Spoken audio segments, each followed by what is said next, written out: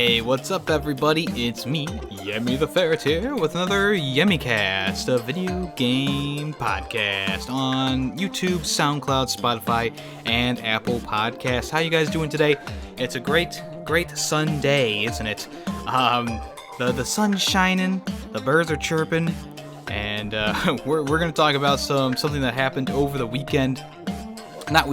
During the weekday, after I had recorded my last podcast. This kind of broke out the same day, I think, around the same day, so I didn't get to it. But this is pretty big, but we'll talk about this in a minute. We're also going to be talking about Madden 20 today, and maybe some Yu-Gi-Oh stuff. So, we're going to get started with the Borderlands 3 controversy. I put quotation marks because I don't know how big this is going to get or how small it's going to get. But the hashtag Boycott Borderlands 3 began trending on Twitter. I believe August 7th it started trending on Twitter. And it got into full swing later that day and in the morning of August 8th. Now, when I saw this, I was like, like, what's going on here? Did Borderlands do something? Did they reveal something about the game that people didn't like?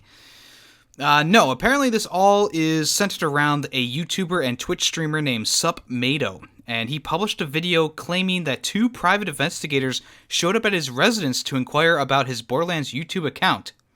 He feels like he didn't have anything to hide. They questioned him about various things relating to the channel, live streamings, and they discussed about his channel, and they told him that they were from Take-Two Interactive, which is I believe they're the parent company of 2K Games, as well as Rockstar and Private Division. And they've been investigating SupMatto's Borderlands 3 videos as part of a wider investigation into ongoing Borderlands 3 leaks. 2K serves as the publisher of Borderlands 3, which is being developed by Texas-based studio Gearbox Software, of course, that we all know and love. So this all came around after an investigation that has been revealed to be about 10 months of work initiated by 2K and Take-Two into the prominent Borderlands 3 leaks. So 2K came out to confirm and talk about the investigation into SupMatto to IGN, and they said that Take-Two and 2K take the security and confidentiality of trade secrets very seriously. The actions we've taken in a result of a 10-month investigation and a history of his creator profiting from breaking our policies, leaking confidential information about our product, and infringing our copyright, which is what a 2K Games representative said.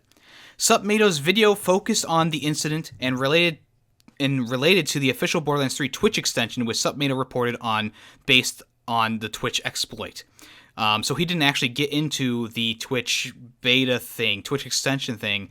He actually had a privated stream on his channel that investigators found out that was allowing all of his members to join in on that, which is pretty crazy. But SupMatto claims that the Twitch exploit wasn't really his findings, and he kind of talked about how it worked. So he said it's not a crafty workaround. On April 29th, the official Borderlands YouTube channel posted the reveal of the Twitch extension leading into the gameplay reveal, and the name of the testing accounts were exposed in that video. This wasn't found by me.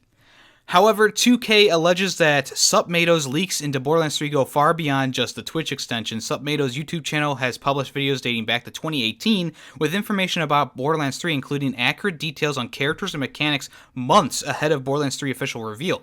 There's also a question of where SupMatto got his leaks. If they were from a third-party vendor or international party connected to, or internal parties connected to Borderlands 3, then there's a matter of a breached NDAs to consider, which are non-disclosure agreements. Everyone who works on a video game or in the video game industry has to sign a non-disclosure agreement just so these things don't happen, where the public gets word of something that's happening in the game ahead of time. Borderlands 3 is close enough to being completed. Actually, it was completed last week. And I don't know if these leaks are really going to matter in the long run, but it is a little bit fishy seeing SupMatto come onto his channel and do so many things that are like so accurate. There has to be someone inside of whether it's Gearbox 2K or somewhere that's giving him information. So with IGN's talk to 2K, they learned that the Twitch streams that SupMatto used as sources were set to private, not public, as SupMatto claimed. They were also told that there was an exploit in Twitch's security that allowed SupMatto's community to data mine their way into getting access to thumbnail previews and what were private test streams. This puts SupMatto's claims in his Borderlands 3 videos in the question, for sure. A 2K representative said in another statement to IGN, the information he shared about the situation is incomplete and in some cases untrue. Not only were many of the actions illegal, but they were negatively impacting the experience of other content creators and our fans in anticipation for the game. Since SupMatto's encounter with 2K's private investigators, we've learned that he has deleted several, not all, of his Borderlands 3 videos containing leaked information from his YouTube channel, seemingly without rhyme or reason. These included several leaked reports published months before Borderlands 3 PAX East reveal. Also, according to sources familiar with the matter, previously listed perks on SupMatto's YouTube channel allegedly offered access to a private Discord channel that included further Borderlands 3 leaks, information, and exchange for $5 membership to his YouTube channel. In SupMatto's video, he revealed that his Discord channel was shut down and received the following notice from Discord. Your account was involved in selling, promoting, or distributing cheats, hacks, or cracked accounts. We've learned that both Twitch and Discord were investigating SupMatto's channel and Discord server respectively. We've reached out to both Twitch and Discord for confirmation, and they said yes, that is the truth. So this seems like a much bigger thing than he led on to initially. I think people jumped on the bandwagon of wanting to boycott Borderlands 3 simply because we already had the controversy with Borderlands 3 being released on Epic Games first, before Steam on the PC, and now I think people kind of latched onto this a little bit too quickly. But it seems like there's more of a story behind this than SupMatto was leading on in the beginning. He was saying that his accounts were unfairly taken down, and his Discord, of course, was taken down as well, resulting in a loss of a lot of years of work. But you also have to remember that giving out classified information is also punishable by law. So yeah, SupMatto was not being wholeheartedly truthful in his original video, which I think people latched onto a little bit too quickly, and they started this boycott Borderlands 3 thing. It almost seems like it's in combination with the Epic Games controversy as well, where Borderlands 3 is being released on Epic Games first on PC, and now this was brought up where a YouTuber who was just giving out information got his channels and Discord taken down, and he's obviously had to take down several Borderlands 3 videos just to try and cover his actions. But this is the first time that on the main stage, me myself have heard about an investigation being taken place into a YouTuber or something like that, where they're giving away information. I think most of the time these things are kind of discussed behind closed doors, but of course SupMatto would want to bring this out and talk about it. I think one of the bigger things here is he was selling the information. It was $5 to join his private Discord server, and then you would get access to even more news and leaks regarding Borderlands 3. And I think that is what set this off. I think if he had just kept making videos, I don't think 2K would have wholeheartedly been investigating him as hardcore as they did. But I think that because he was technically selling the information, because you had to pay $5 to enter his Discord, $5 a month that is, and of course Discord is going to take that down, Twitch is going to take that down. I'm not sure if his join button is still available on YouTube, but I would almost bet that that's going to be taken away too if it is not already. So at this time, 2K and Take-Two are not pursuing legal action against SupMatto, but the incident is part of a larger and ongoing investigation by 2K and Take-Two over the Borderlands 3 trade secrets. 2K also came out with a statement saying, "We will take the necessary actions to defend against leaks and infringement of our intellectual property that not only potentially impacts our business and partners, but more importantly, may negatively impact the experience of fans and customers." So, yeah, this is like one of those things that's like, I feel like this is kind of getting blown out of proportion a little bit more than it should be. I do think that 2K and Take-Two went a little bit hard against SupMatto, but I do understand why they wanted to kind of take him down essentially as quickly as they did. With the game being so close to release, I mean, if he leaks out the ending of the game, or the best gun in the game, or whatever it might be, that really could hamper the experience of a lot of people, especially if that video circulates a lot. And I know people, for some reason, a lot of people want those leaks. They want to know the story, they want to know everything. and in between, and it's like I'm content with waiting. But I would, if I saw a video saying Borderlands 3 ending revealed by SupMatto on Twitter, I would wholeheartedly pass that up. I wouldn't even look at it twice, because I don't want to know. I want the experience. A lot of people do want to know that stuff before going into it. A lot of people gauge whether they're going to buy the game or not based on the story as a whole, the ending as a whole, etc., etc. So, other than the fact that SupMatto's Twitch has been taken down and Discord, his YouTube channel is still up. Like I said, he's taken down several Borderlands 3 videos that he made. Just like I said, just to probably cover his ground and take down that stuff that probably could be incriminating in itself. So this is interesting. This is not going to make me do hashtag boycott Borderlands 3. Even if this gains even more traction, there's no reason to boycott Borderlands 3, because this isn't the developer, this is the publisher doing this stuff. The developer, Gearbox Studio, has no input into this, and the developers and all the people, the hardworking people who put this game together, have been working on it for years, don't deserve this kind of criticism. They have been doing everything that they can to get this game out up to their standards and up to the standards of a lot of their fans, and I don't feel like putting the flack on the game itself is what we need to do. We need to, if you really believe that SupMatto was wrongfully taken down, is in the right in this case, then you need to address 2K and Take-Two. Because those are the people who are launching the investigation, those are the people who are publishing the game, and if you want something changed, you have to do it. You have to point it at them, not at Gearbox Studio. The only thing that boycotting Borderlands 3 is going to do is going to be that there's going to be no Borderlands 4 or spin-offs after that, and Gearbox might be shut down if there's enough of a loss of money there, and no one wants that. Even me myself, when EA took over BioWare, I didn't boycott Mass Effect because I want them to continue making the series. No matter how crappy the game may be, Andromeda may be, I still would like them to continue the story and try to get better and try and work on the game. But instead, of course, a lot of people boycotted the game, gave it such harsh reviews, and they gave so much flack to them that they just said, you know what, F it, no more Mass Effect. And that's unfortunately what might happen if people take this, this controversy a little bit too far.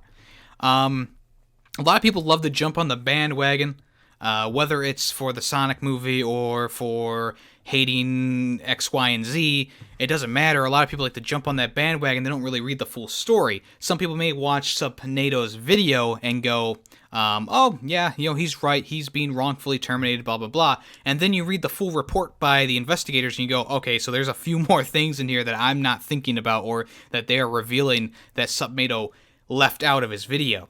Now, I'm not saying that SupMatto is guilty or he's not guilty. I'm not saying that right now. I'm just trying to give this information to you so you can make a personal opinion formed by yourself. To me personally, it seems like both sides are kind of being a little bit, I think 2K's being a little bit too harsh with this, but I do think that SupMatto did some things that would warrant a response of such kind as 2K has done here. But what do you guys think? Is this going too far, or is it not going far enough? Should we boycott Borderlands 3? Me personally, I will not be boycotting Borderlands 3. A lot of people already are sort of boycotting it by not getting it on the Epic Store, waiting for it to come to Steam, or not at all. It's just not going to get picked up at all. And then also with this happening, people may just go through with it. But yeah, let me know what you guys think. This is a big topic, and it's something that I don't want to see, right before a launch of one of my most anticipated games of this year. It's been in the works for a long time. A lot of people have put a lot of time and effort into this game, and it would suck that if it doesn't sell off the walls, off the charts, that would be really disappointing to both me and a lot of people who worked on this game as well. Borderlands 3 is shaping up to be quite the experience. I mean, we've seen it. It's going to go multi-planet. You have your home base is a spaceship. There's so many characters from the past games coming back, making a return. There's some new characters in there.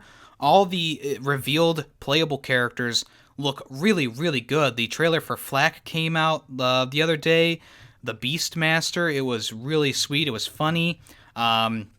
Not much backstory, of course, but that doesn't matter as much as the gameplay. I am really excited for Borderlands 3, and I don't want to see it crash and burn just because something like this got pushed a little bit too far out of proportion. But yeah, let me know what you guys think. This is something that kind of irks me, but it also is very interesting to read before going into the launch of the game. And we'll see if this has any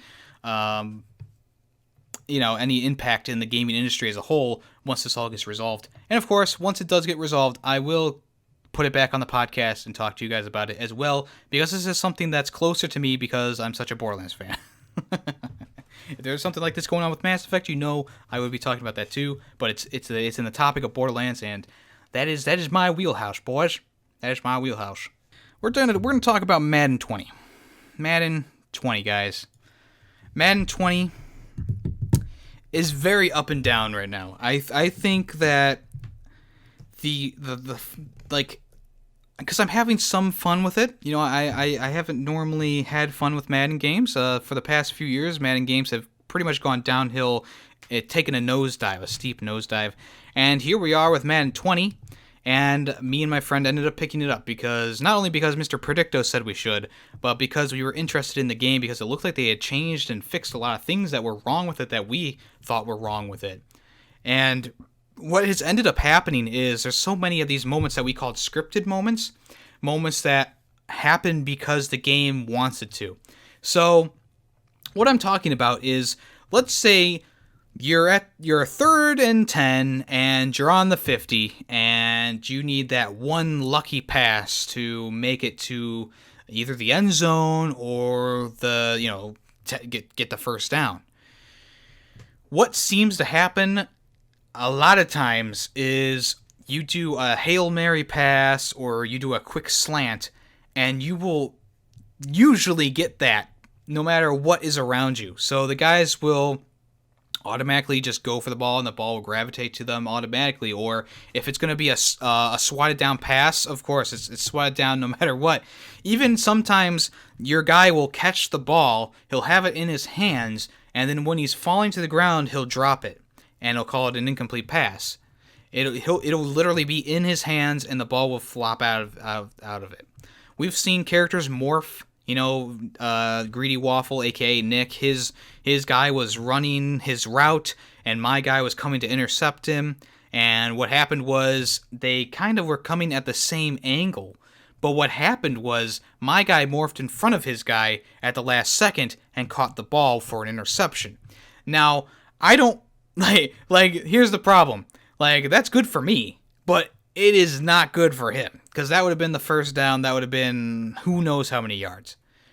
And the seeping rage that can come from those kind of things is very, very strong, okay? Because those kind of things aren't in your control. When a guy comes out of nowhere and swats a pass or intercepts a pass, or something stupid happens, like your guy isn't even looking for the ball, even though that's the hot route, that's the red route, it's labeled red, that means that he's gonna be the guy that you want to throw to. He's not ready for the ball, it just hits him in the back of the head or something like that. Those moments still happen so often, and it's very frustrating. It's very frustrating, and I think that they really, really need to check out their physics engine again, because even though it's gotten better in terms of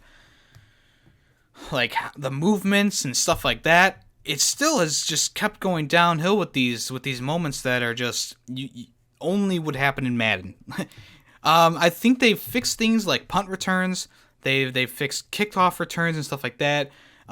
They seem to have fixed evenness of games. So even though a team might be ranked 10 below you, you still have a close enough match that in the end, things seem to be pretty even up until the end. Or maybe someone is having a really good game and they're smashing you, but there's always that comeback that you can do or can get. The fatigue stuff is actually improved a lot. It switches out players automatically sometimes when they're too fatigued. They have this new thing where you can play actual games that are happening, and they'll actually sub out characters and stuff like that, like the preseason games. They pretty much take out your whole first and second string and put in your third and fourth string characters, and that's really cool in itself. I like the star power, the star power, the X factor, and stuff like that. I feel like I feel like some characters are more overpowered than others with the star factor or the X factor. Like when you have Myles Garrett on the Browns on the defensive line, and he's an edge rusher, and he's the star power. He's the X factor guy. Once his X factor or star power gets fully charged, it's unstoppable. You can't stop him. And I think the edge rushers are the most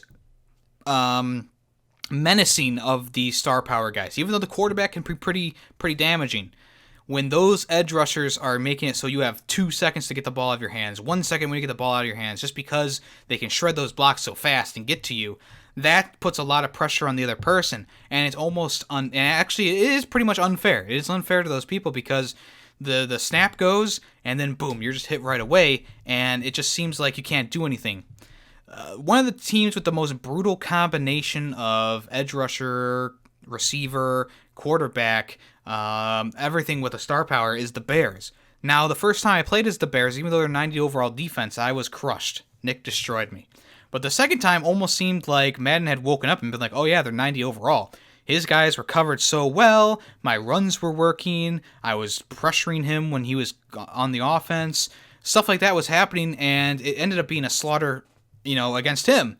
But it wasn't a realistic slaughter. So many things happened during that game, and I was like, whoa, this is getting a little bit too far, and eventually it just turned into madness, to be honest with you. So, all in all, am I enjoying Madden? Yes, I am enjoying it enough, but I don't think it's one of those games that I'll enjoy forever. I think right now it's that initial, like, okay, this is Madden, we haven't played it in a while, and I'm having fun with it. A lot of the games have been going my way unfairly, so I've been having a little bit more fun with it than maybe other people.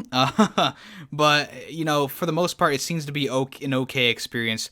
The single-player face of the franchise is not the best thing. A lot of the character animations are horrible. The voice acting is really bad. They did not put enough time and effort into it, just like with the long shot stuff.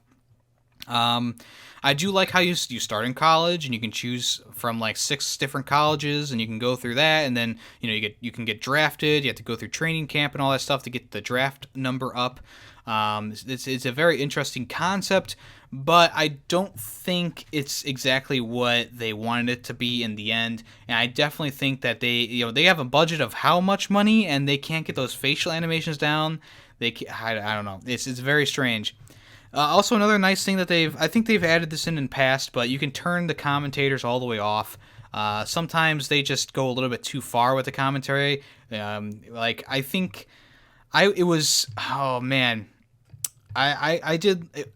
4th and 1 or 4th and goal, and it was late in the third quarter, and I decided to do a pass to a guy. You're supposed to just kick the field goal when it's 4th down, or a punt if you're not in field goal range.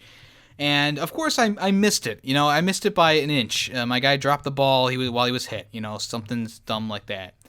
And they hammer you so hard sometimes that you just want to turn them off. They're like, oh, what a terrible decision by the quarterback. Oh, what an awful decision by the coaching staff. If I was, it's like, come on, dude. Sometimes you gotta go for that stuff. I don't know. Sometimes Madden is very confusing. And finally, we're going to talk about a little bit of Yu-Gi-Oh! News. Konami, who is the distributor of Yu-Gi-Oh! Cards. So Konami has come out and said that a new Yu-Gi-Oh! Speed Duels booster pack is going to come out called Trials of the Kingdom. There's not much known about it right now, but it's going to be another Speed Duels set. It has Yugi on the front with the Chaos Dark Magician behind him, which is kind of interesting to see. I'm guessing that we're going to get some Pegasus cards in this one, maybe? I'm not sure. They're saying that there's going to be 45 new Speed Duel cards with 5 brand new skill cards. We're going to see more stuff with the zombie stuff, which was barely in the Scars of Battle. We're going to see more Mako Tsunami stuff, more Weevil stuff. And that's pretty much all we're going to be seeing from these. I'm sure that they're going to sprinkle in some Yu-Gi cards in there, and I was thinking probably Pegasus cards as well, because we haven't seen any of his cards make it to the normal packs. So there's going to be 34 common cards, 8 super rares, and 8 ultra rares. We're still trucking along with Yu-Gi-Oh stuff. The Arena of Lost Souls, we almost have the full complete set, but unfortunately, I cannot seem to find the Blue Eyes Ultimate Dragon, so stay tuned for that. Stay tuned. We're still going to try and find it.